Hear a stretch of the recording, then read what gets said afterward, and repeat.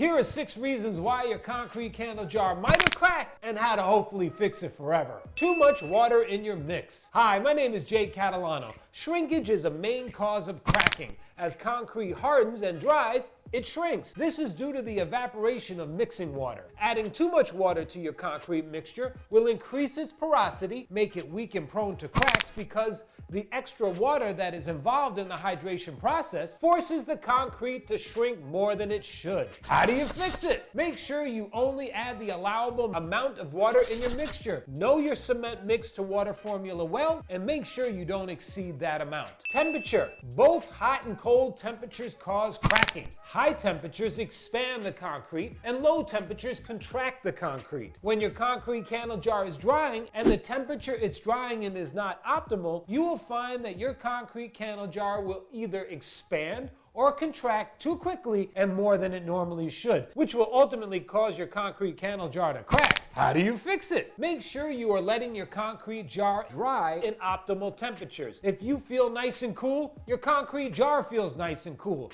60 to 75 degrees is probably a good starting point. Going a bit over or under isn't bad, but if you go below 50 degrees and above 90 degrees, you're not allowing your concrete candle jar to dry in optimal temperatures. If you are faced with extremely hot temperatures, you can wrap your concrete jar in plastic or place a wet towel over it. That way, it slows down the drying process. Your formula is off. This is a no-brainer, but if your formula is off and you find you have cracks in your concrete jar, it might very well be the incorrect variation in your mixture. How do you fix it? Whatever you do, don't eyeball your formula. Now, I know that there are seasoned professionals who can successfully eyeball their formula, but for the most of us, pretty much all of us, can't. The best thing you could do is measure your formula down to the gram, ounce, or whatever metric system you use, and make sure your formula is exactly what it needs to be to ensure you don't get any cracks. You added too much paint additive. Similarly to your formula being off, if you add too much acrylic paint or pigment to your concrete mixture, you might very well be faced with cracks in your concrete jar. How do you fix it?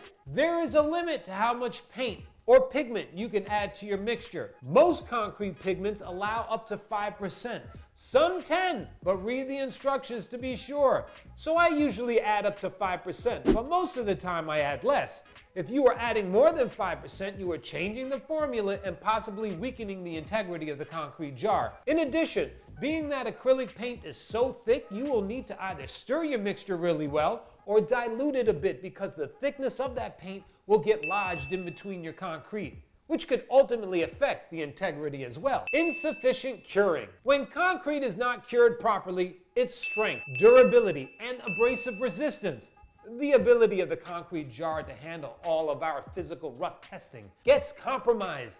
Think of curing like a newborn baby growing up to be a mature adult. When a baby is born, it needs time to grow stronger in order to survive in the world. A concrete jar is somewhat similar. If you make it do its job before it had a chance to adequately cure or mature, you will find your concrete has a considerable loss in its strength, which could cause cracks. How do you fix it? Weigh your concrete jar daily from the day you demold it and see the point that it starts to maintain the same weight. Through my testing, I found on day 3 my concrete jar was maintaining its weight. However, be patient, my young Jedi, and know that concrete takes up to 28 days to cure. Improperly sealed before pouring wax. Sealing your concrete jar is very important.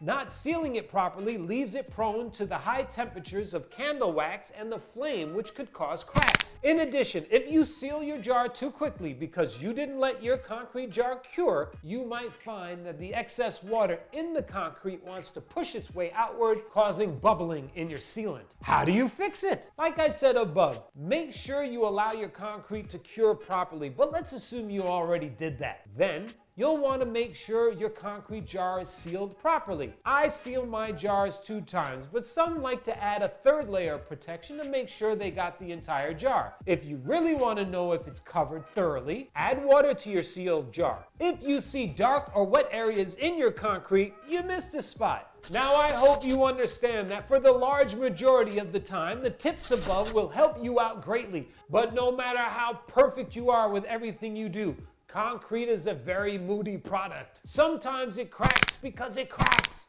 and you just have to move on and mix another batch. And unfortunately, Even though I love helping people out, there is nobody in the world, including me, that can give you a perfect solution or a concrete answer. Pun intended. And take a look at these videos that are popping up now. They're gonna help you on your concrete candle jar making journey. Until next time, thanks for watching. Ciao.